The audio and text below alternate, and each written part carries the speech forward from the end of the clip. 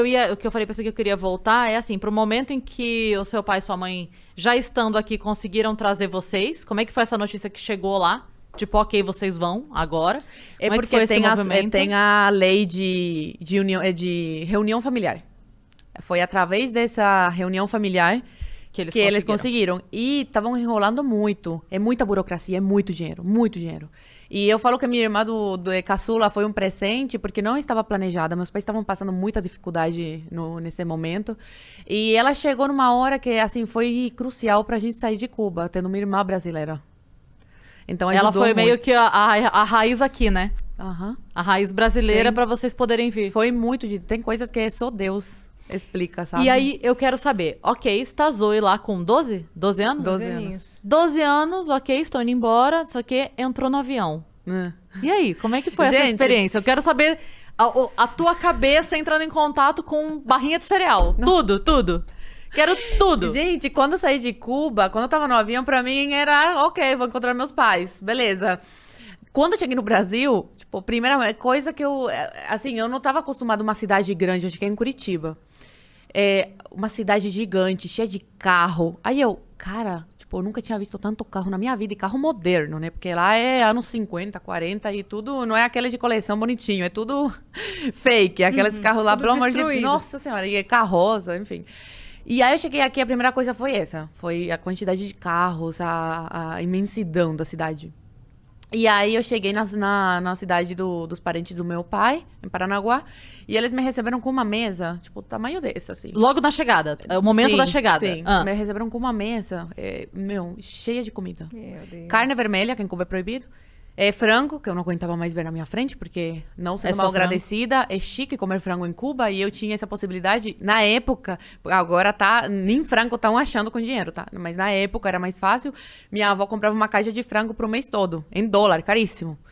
Porque a gente tinha família fora e mandavam. E era todo dia frango. E isso é um luxo lá em Cuba. Aí me receberam com isso, com maçã, morango. Nunca tinha visto morango na minha vida. Maçã em Cuba é uma vez ao ano e em dólar. Então, poucas pessoas têm como comprar. E aí tinha de tudo naquela mesa. Chocolate. E eu Deu ia pegando. tilt na cabeça. Não, eu ia pegando um pouquinho de tudo. Por isso que eu engordei muito. Eu era magrinha em Cuba. Cara, eu fiquei uma bola. Quando eu comecei na internet, eu era uma bolinha. E agora eu engordei 7 quilos. Eu já tô correndo atrás do prejuízo de novo, que eu me descontrolo na comida. Até hoje, eu tenho esse problema com comida. E aí eu comia um pouquinho de tudo e ia deixando tudo pela metade. Minha mãe ficou tão brava. Ela falou, Zoe, eu deixei de te ver durante 3 anos, mas a educação que eu te dei, pelo amor de Deus, cadê a educação que eu te dei? Porque... Mas era um primeiro momento de desespero, né? Exatamente, exatamente. E aí, até hoje eu tenho isso. Por exemplo, eu tô almoçando na casa de um amigo domingo, por exemplo, que eu fico mais sozinha lá em Brasília, que eu moro sozinha. E aí, estamos lá com a família, sobra comida, eu falo, não, ninguém levanta daqui até não terminar de comer.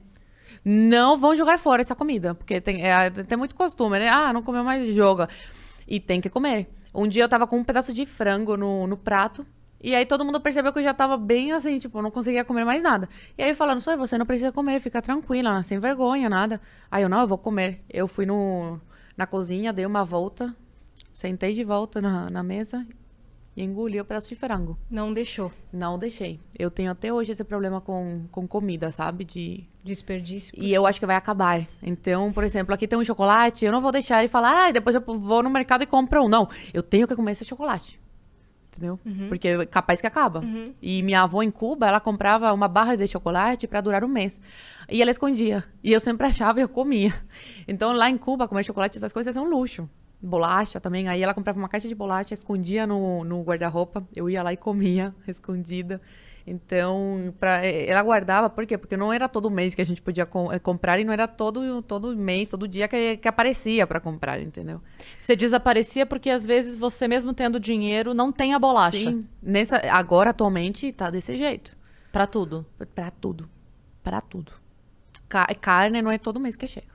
Meu Deus, gente. E é uma carne moída, que só Deus sabe o que tem dentro, sabe?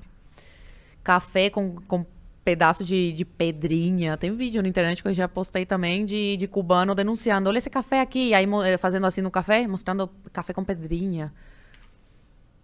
Com um pedaço de mata. Desse jeito, desse jeito. E aí, você criança ainda chegando aqui, porque eu imagino assim, né? a gente já percebe a diferença da infância para crianças de São Paulo com o interior. Eu percebo isso muito.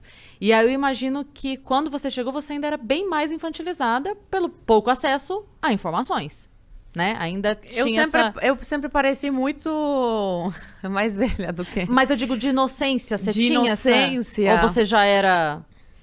Acho que não. Não? Não. Que eu me lembro, tipo, eu já Era mais madura. Era muito pé no chão, desde sempre. Acho que é pela separação familiar, de, tipo, crescer sem meu pai. Faz todo sentido. Depois, minha mãe ia ficar sozinha com meus avós. Sim. Então, é diferente, né? É um buck muito grande desde cedo. E fora a comida, nesse primeiro momento desse banquete, assim, aí você foi pra escola, eu queria entender essa visão, Na sabe? escola. A surpresa. O contato com a língua portuguesa também. Cara, foi muito fácil. Eu amo português, eu amo. Eu tenho sotaque, mas eu sou muito boa na escrita, viu? No meu trabalho, tudo sempre elogiam. E na Falam fala que também. eu escrevo muito melhor que brasileiro. Falam. E na escola eu tirava 10, tá? No primeiro mês, eu tirei 3 numa prova. A professora não me ajudou, cara. Eu tinha acabado de chegar de Cuba, ela não me ajudou. Tirei 3. Eu nunca tinha tirado isso na minha vida. Em que matéria? Em português. E aí eu comecei a estudar, em 3 meses, eu já peguei o português. Fazia uma confusão aqui, outra lá, normal, né? Mas Porque é ok. muito parecidinho. Mas, assim, melhorei muito. E sobre história, essas coisas, tipo... A gente estuda muita coisa aqui, né? Segunda Guerra Mundial, Primeira Guerra Mundial, Estados Unidos, geografia. Em Cuba não tem nada disso, assim, sabe? É muito a fundo. E com o YouTube, tipo, Google...